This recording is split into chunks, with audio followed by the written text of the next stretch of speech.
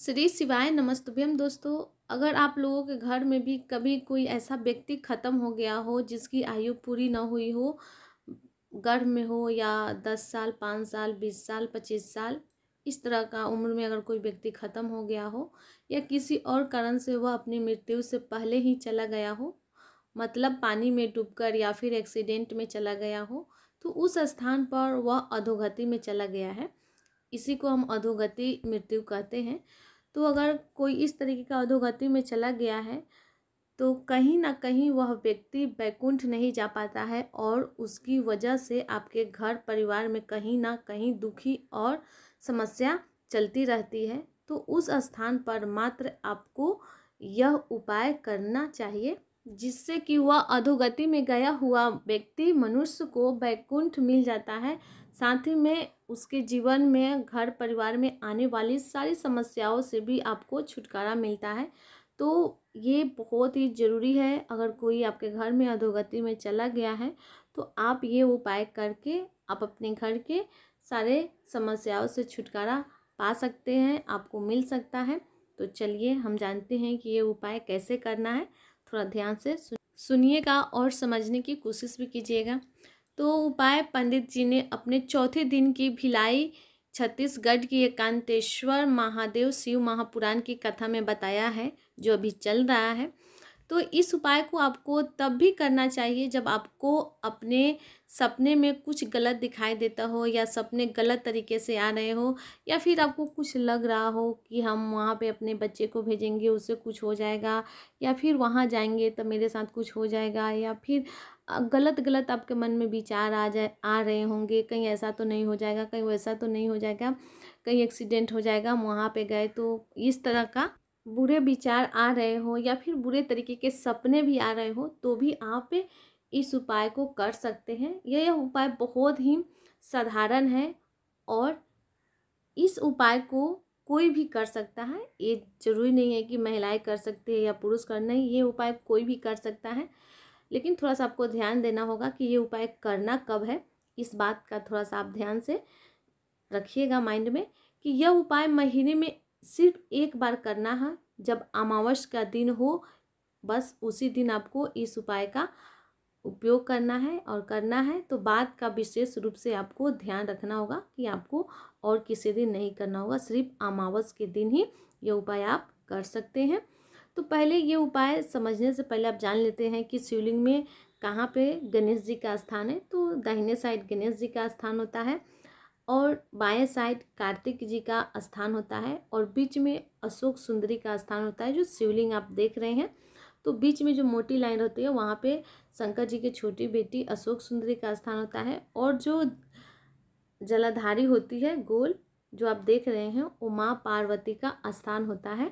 तो इस तरीके से शिवलिंग में ही शंकर जी के पूरा परिवार रहते हैं। तो ये इस तरीके से हम आपको बता दिए हैं। और जो एक जलाधारी होती है जिसमें से बूंद बूंद करके पानी गिरता है, वहाँ पे शंकर जी की 5 बेटियाँ रहती है, जया, बिसहरा, शामलीवारी, दौतली और देव। तो इस तरीके से शंकर जी के शिवलिंग में ही उनका पूरा फैमिली रहते हैं। तो यहाँ पे हम आपको शंकर जी के शिवलिंग के बारे में सब बता दिए हैं। तो इस उपाय में आपको मात्र पीले चंदन की आवश्यकता होगी। बस आपको थोड़ा सा पीला चंदन लेना है, ज़्यादा लेने की ज़रूरत नहीं है। और इस पीले चंदन को आपको भगवान शिव जी के मंदिर में जाकर 7 स्थानों पर आपको लगाना है। जी हाँ, याद रखिएगा 7 स्थानों पर आपको लगाना है, ये थोड़ा सा ध्यान रखिएगा। और कैसे लगाना है थोड़ा ये भी आप ध्यान रख लीजिएगा। तो अमावस के दिन प्रातः काल सुबह सुबह आप पीला चंदन लेकर भगवान शिव जी के मंदिर पहुंच जाए और अब इस पीले चंदन को आपको इस क्रम से 7 स्थानों पर इस पीले चंदन का भाग लगाते जाना है। ध्यान से सुनिएगा। भाग कहने का मतलब है कि उस स्थान पर या तो आप पीले चंदन का टीका लगाएंगे या पीले चंदन से लेपन करेंगे, तो या पीले चंदन का हल्का सा भाग उस स्थान पर लगाएंगे। जो 7 स्थान हम आपको बताने जा रहे हैं, इसीलिए हम आपको शिवलिंग का परिचय पहले ही दे दिए हैं कि कहाँ उनका गणेश जी, कार्तिक का, अशोक सुंदरी माँ का स्थान है। तो इस तरीके से आपको स्थान के बारे में मालूम हो गया है। तो ये आप उपाय बहुत ही आसानी से कर लेंगे। तो सबसे पहले आपको शिव मंदिर में जाकर शिवलिंग के ऊपर इस चंदन से लेपन करना है। आप चाहें तो त्रिपुंड बनाएं, उनका श्रृंगार करें या ओम लिखे या 3 उंगली से रेखा खींचे या लेपन करें, जैसा आपको आता हो उस तरीके से पहला लेपन आपको शिवलिंग पर करना है। समझ गए आप? अब आगे बढ़ते हैं। दूसरे नंबर पर आपको यह पीला चंदन शिव जी के ऊपर जो गणेश जी का स्थान होता है शिवलिंग में ही, जैसे कि हम आपको पहले ही बताए हैं, जो कि कल जलाधारी के सीधे भाग में होता है, उस जगह पर आपको लगाना है। तो गणेश जी के स्थान पर दूसरा भाग आपको लगाना है। और तीसरे नंबर पर आपको यह पीला चंदन कार्तिक जी के स्थान पर लगाना है, जो कि जलाधारी के उल्टे भाग की तरफ रहता है। अब आगे बढ़ते हैं। अब चौथे नंबर पर आपको यह पीला चंदन जलाधारी के बीचों बीच जो माता अशोक सुंदरी का स्थान होता है वहाँ पर आपको लगाना है। तो आ गई बात समझ में? पहला शिवलिंग पर, दूसरा गणेश जी के स्थान पर, तीसरा कार्तिक जी के स्थान पर और चौथे नंबर का चंदन आपको अशोक सुंदरी के स्थान पर लगाना है। तो यहाँ पे हम आपको पहले ही बता दिए हैं कि कहाँ गणेश जी का स्थान होता है, कहाँ कार्तिक जी का, कहाँ अशोक सुंदरी का, इसलिए आप थोड़ा ध्यान से समझ लीजिएगा। तो यहाँ पे आपको 4 तरह के लेपन कर देने हैं। उसके बाद हम आगे बढ़ते हैं। 5वें नंबर पर आपको कहाँ लगाना है? तो 5वें नंबर पर आपको यह पीला चंदन शिव जी की शिवलिंग के ऊपर जो एक पात्र लगा हुआ होता है, जिससे बूंदे बूंद करके शिवलिंग पर जल गिरता है, जिसमें शिव जी की 5 बेटियां का स्थान होता है। हम आपको पहले बताए हैं, जलाधारी ऊपर से जो बूंद बूंद पानी गिरती है, उस पात्र के ऊपर आपको पीला चंदन लगाना है 5वें नंबर का।